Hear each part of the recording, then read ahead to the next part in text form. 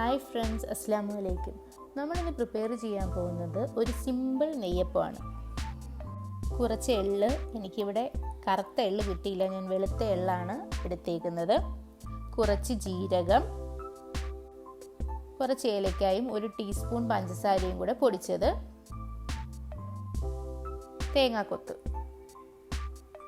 നമ്മൾ പച്ചരി തലേന്ന് വെള്ളത്തിലിട്ടതാണ്, അത് കഴുകി ഊറ്റി വെച്ചിരിക്കുന്നതാണ് പച്ചരി. ഒരു 1/2 കിലോ ശർക്കര, അത് ശർക്കര പാനിയാക്കണം. അത് നമ്മളിവിടെ പാനിയാക്കി വെച്ചിട്ടുണ്ട്. ഊറ്റി വെച്ചിരിക്കുന്ന അരി ഒന്ന് നന്നായിട്ട് പൊടിച്ചു കൊടുക്കണം. എന്നിട്ട് വെള്ളമൊന്നും ചേർക്കാതെ നമ്മൾ ഈ ഉരുക്കി വെച്ചേക്കുന്ന ശർക്കര പാനി ഉപയോഗിച്ച് വേണം അരച്ചെടുക്കാൻ. ഒരു തരിപ്പ് പോലെ വേണം അരച്ചെടുക്കാൻ. അതിലേക്ക് നമ്മൾ 1 ടേബിൾ സ്പൂൺ മൈദാപ്പൊടിയും 1 ടേബിൾ സ്പൂൺ റവയുടെ ആഡ് ചെയ്ത് കൊടുക്കാം.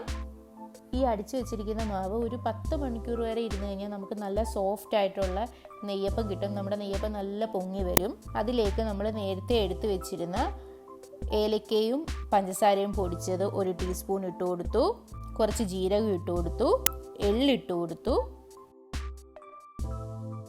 തേങ്ങാക്കൊത്തിട്ട് കൊടുത്തു, 1 ടീസ്പൂൺ നെയ്യ് കൂടി നമുക്ക് അതിനകത്തോട്ട് ആഡ് ചെയ്ത് കൊടുക്കാം. എന്നിട്ട് നന്നായിട്ടൊന്ന് മിക്സ് ചെയ്ത് കൊടുക്കണം.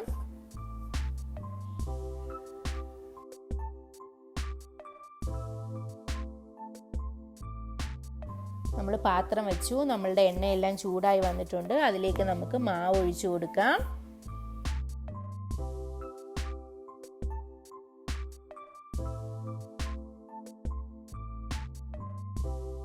നല്ല പൊങ്ങി വരുന്നുണ്ട്.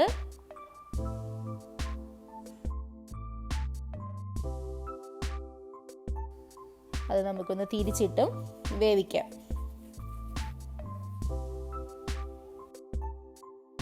നല്ല ടേസ്റ്റി ആയിട്ടുള്ള നെയ്യപ്പം റെഡി ആയിട്ട് വന്നിട്ടുണ്ട്.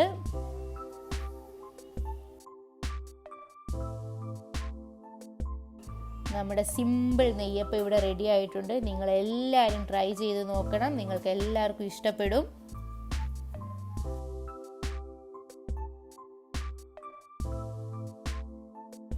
നമ്മളുടെ ചാനൽ എല്ലാവരും സബ്സ്ക്രൈബ് ചെയ്യണം, ഷെയർ ചെയ്യണം, ലൈക്ക് ചെയ്യണം. Okay, by.